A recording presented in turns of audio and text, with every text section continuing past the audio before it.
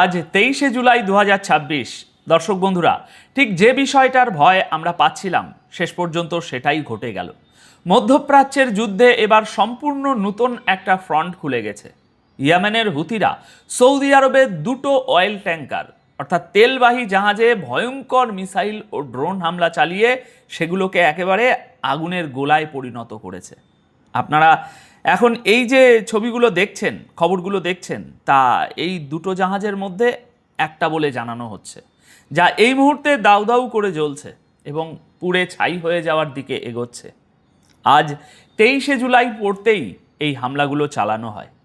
হুতিদের মুখপাত্র ইয়াহিয়া সারি আজ 23শে জুলাই ভোর রাত ঠিক 3টের সময় একটা বিবৃতি জারি করে বলেন যে এনসোলিয়া এবং লাইলা নামের দুটি সৌদি অয়েল ট্যাঙ্কারের উপর এই হামলা চালানো হয়েছে, কারণ এই জাহাজগুলো লোহিত সাগরে জারি করা সামুদ্রিক অবরোধের নিয়ম ভেঙেছিল। ইয়াহিয়া সারি তিনি জানিয়েছেন যে এই অপারেশনে ব্যালিস্টিক মিসাইল, ক্রুজ মিসাইল এবং ড্রোন ব্যবহার করা হয়েছে, আর দুটো জাহাজেই একেবারে নিখুঁত নিশানা লাগানো হয়েছে, যার ফলে সেগুলোতে আগুন ধরে যায়। দেখছেন, তিনি আরও দাবি করেছেন যে এই হামলার পর ভয়ে আরও প্রায় 10টা জাহাজকে নিজেদের রুট বদলে মাঝপথ থেকে ফিরে যেতে হয়েছে। ইয়াহিয়া সারি হুঁশিয়ারি দিয়েছেন যে সৌদি আরবের বিরুদ্ধে তাদের এই সামুদ্রিক অপারেশন চলতেই থাকবে, আর ইয়েমেনের উপর যদি নতুন করে কোনো হামলা হয় তবে তার জবাব সৌদি আরবের ভিতরে বড়সড় হামলা চালিয়ে দেয়া হবে। এগুলো ওনার বক্তব্য।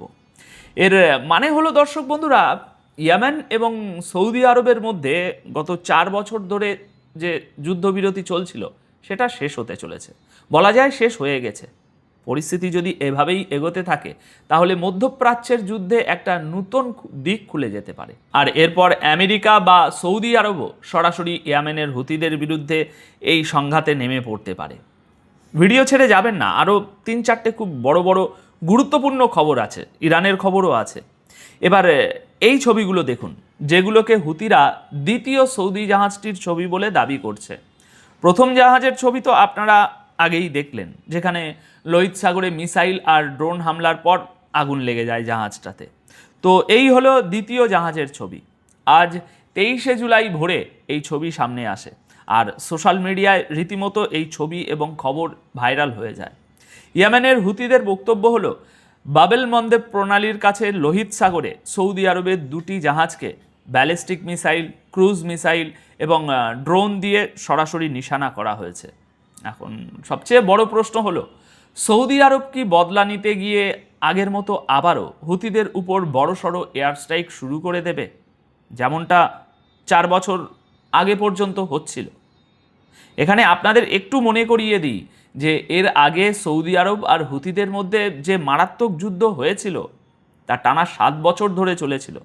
হয়তো অনেকেই এই ব্যাপারটা জানেন না, আর এখন মনে হচ্ছে মধ্যপ্রাচ্য আবারও সেই পুরনো রাস্তার দিকেই একটু একটু করে এগোচ্ছে। এদিকে ইরান আর আমেরিকার যুদ্ধের কারণে হরমুজ প্রণালী আগে থেকেই বন্ধ ছিল, হয়ে আছে, আর এবার বাবেল মন্দব প্রণালীও এই হামলার কারণে ব্যাপকভাবে প্রভাবিত হচ্ছে। দেখছেন তো, সেখানেও হামলা শুরু হয়ে গেছে।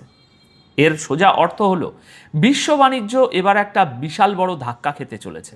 আর পরিস্থিতি দেখে মনে হচ্ছে যেসব আরব দেশ এতদিন ইরানের হামলা সহ্য করেও চুপচাপ বসেছিল, তারা এবার হুতিদের উপর হামলা করে সরাসরি এই যুদ্ধে ঝাঁপিয়ে পড়তে পারে। আর যদি এমনটা হয় তবে মধ্যপ্রাচ্যের এই যুদ্ধ আগের চেয়ে বহুগুণ বড় এবং ভয়ঙ্কর রূপ নিতে পারে। চলুন পরবর্তী খবরে আসছি। সৌদি আরবের এই দুটি জাহাজে হুতিরা যখন হামলা করেছিল তার ঠিক আগেই হুতিদের এক শীর্ষ কমান্ডারের একটি বিবৃতি সামনে এসেছিল। একটু মন দিয়ে শুনবেন, এর মধ্যেই আশা করি সব রহস্য লুকিয়ে আছে। হুতিদের কোস্টাল ডিফেন্স ফোর্সের কমান্ডার মেজর জেনারেল মোহাম্মদ আল কাদরি হামলার কয়েক ঘন্টা আগেই বলেছিলেন যে এবার অবরোধের বদলে অবরোধ, এয়ারপোর্টের বদলে এয়ারপোর্ট আর বন্দরের বদলে বন্দর, এই নীতি কার্যকর করার জন্য তারা পুরোপুরি প্রস্তুত। ওনার দাবি, তিনি জানিয়েছেন সৌদি আরবের সামনে এখন মাত্র দুটো রাস্তা খোলা আছে, হয় তারা ইয়েমেনের উপর থেকে অবরোধ এবং সমস্ত নাক গলানো বন্ধ করুক, আর নয়তো সংঘাত বাড়াক, যার জন্য তাদের চরম মূল্য চোকাতে হবে। আল কাদরি বলেন, সৌদি আরবের সাথে যুক্ত জাহাজগুলোর উপর সামুদ্রিক নিষেধাজ্ঞার সিদ্ধান্ত অবিলম্বে কার্যকর করা হয়েছে এবং তাদের ফৌজের কাছে সেটা বাস্তবায়িত করার পুরো ক্ষমতা রয়েছে। তিনি বলছেন, অর্থাৎ সৌদি জাহাজের উপর এই হামলা কোনো আচমকা ঘটনা ছিল না দর্শক বন্ধুরা, বরং এর খোলাখুলি প্রস্তুতি আগে থেকেই নেওয়া হয়েছিল ওনার বয়ান অনুযায়ী। আর সবচেয়ে বড় ভয়ের কারণ হলো, একদিকে হরমুজ প্রণালী বন্ধ, অন্যদিকে বাবেল মণ্ডপের বুকেও হামলা শুরু হয়ে গিয়েছে। এই ধারা যদি অব্যাহত থাকে তবে বিশ্বের দুটো সবচেয়ে গুরুত্বপূর্ণ তেলের রুট একসাথে যুদ্ধের কবলে পড়বে, আর এর প্রভাব পুরো দুনিয়ার তেলের দাম, এনার্জি ক্রাইসিস, এই সবের উপর মারাত্মক প্রভাব পড়বে। ইয়েমেনের হুতিরা এখন শুধু সৌদি আরব নয়, বরং ইসরায়েলের বিরুদ্ধেও একটা নতুন যুদ্ধ শুরু করার পরিষ্কার ইঙ্গিত দিচ্ছে। ভালো করে শুনুন। হুতিদের নতুন chief of staff major general Yusuf Hassan al Madani বলেছেন, ইসরায়েল যদি গাজার উপর আরেকবার বড় ধরনের হামলা চালাতে যায় তবে ইয়ামানও সঙ্গে সঙ্গে তাদের মিলিটারি অপারেশন আবার শুরু করে দেবে। কবের খবর? গতকাল 22শে জুলাই তিনি এই বিবৃতি দিয়েছেন। তিনি আরও বলেন, এমন পরিস্থিতি তৈরি হলে ইয়ামান ইসরায়েলের একেবারে ভিতর পর্যন্ত গিয়ে হামলা চালাবে, আর লোহিত সাগরের পাশাপাশি আরব সাগরেও ইসরায়েল সম্পর্কিত জাহাজগুলোর উপর সামুদ্রিক নিষেধাজ্ঞা ফের চালু করা হবে।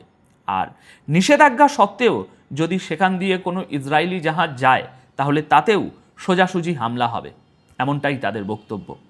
অর্থাৎ ইয়েমেনের হুতিরা এই যুদ্ধের গণ্ডিটা অনেকটা বাড়িয়ে দিচ্ছে, তাই না?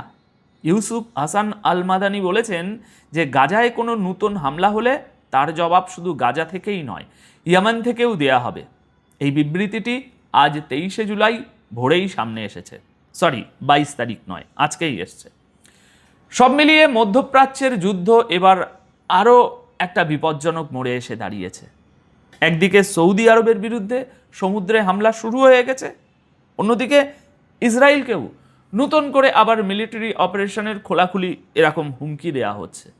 এই দুটো ফ্রন্ট যদি একসাথে খুলে যায় তবে মধ্যপ্রাচ্যের যুদ্ধ আগের চেয়ে অনেক বেশি মারাত্মক এবং বিস্তৃত রূপ নেবে। চলুন পরবর্তী খবরে আসছি। আমেরিকা টানা 12তম রাতেও ইরানের উপর বড়সড় হামলা চালিয়েছে।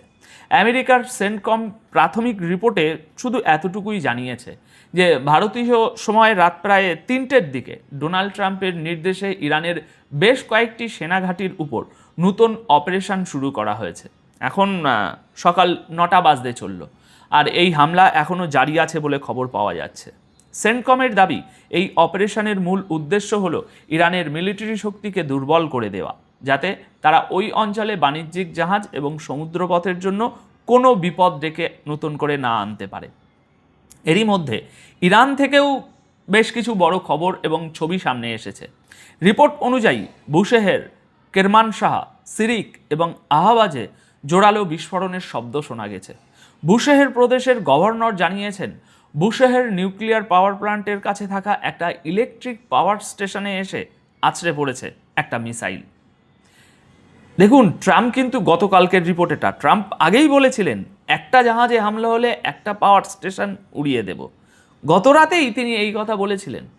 তবে ইরানের তরফ থেকে স্পষ্ট করা হয়েছে যে হামলা নিউক্লিয়ার রিঅ্যাক্টরের উপর হয়নি, বরং তার কাছের একটা বিদ্যুৎ কেন্দ্রে হয়েছে। আর এখনও পর্যন্ত কোনো রেডিয়েশন লিক হওয়ার খবরও সামনে আসেনি। অন্যদিকে কিছু সূত্র দাবি করছে যে তেহরানের আকাশে এই মুহূর্তে ইরানের ফাইটার জেট উঠতে দেখা যাচ্ছে। পাশাপাশি এমন রিপোর্টও সামনে আসছে যে ইরান এবার কুয়েতে থাকা মার্কিন ঘাঁটিগুলোতে পাল্টা হামলা শুরু করে দিয়েছে। সেখান থেকেও বিস্ফোরণ আর সাইরেনের খবর পাওয়া যাচ্ছে। একদম ব্রেকিং নিউজ বলছি। অর্থাৎ ইরান আর আমেরিকার এই যুদ্ধ আজ 23শে জুলাই 2026 টানা 12তম রাতেও সমান তীব্রতার সাথে চলছে। আর দুই তরফ থেকেই হামলার মাত্রা আগের চেয়ে বহুগুণ বাড়িয়ে দেওয়া হয়েছে। ইরান গত রাতেই একটা কড়া হুমকি দিয়েছিল, শুনে নিন। আব্বাস আরাগাচি বলেছিলেন, এর হেডলাইন হলো 1 আই ফর 1 আই, অর্থাৎ চোখের বদলে চোখ আর আগুনের বদলে আগুন। তিনি বলেন, ইরানের পরিকাঠামোর উপর হামলা হলে আমরা শক্তিশালী এবং নির্ণায়ক জবাব দেব। যদি আমাদের অয়েল ফেসিলিটি বা পাওয়ার স্টেশনগুলোতে হামলা হয় তবে আমরাও ঠিক একই ভাষায় এর জবাব দেব। এখন দেখার বিষয় ইরান ঠিক কী পদক্ষেপ নেয়। তো দর্শক, আপাতত এই প্রতিবেদন এই পর্যন্তই, কারণ খবর এই পর্যন্তই ছিল। এতক্ষণ আমার সাথে থাকার জন্য আপনাদের সকলকে অনেক অনেক ধন্যবাদ। ভালো থাকবেন, সুস্থ থাকবেন।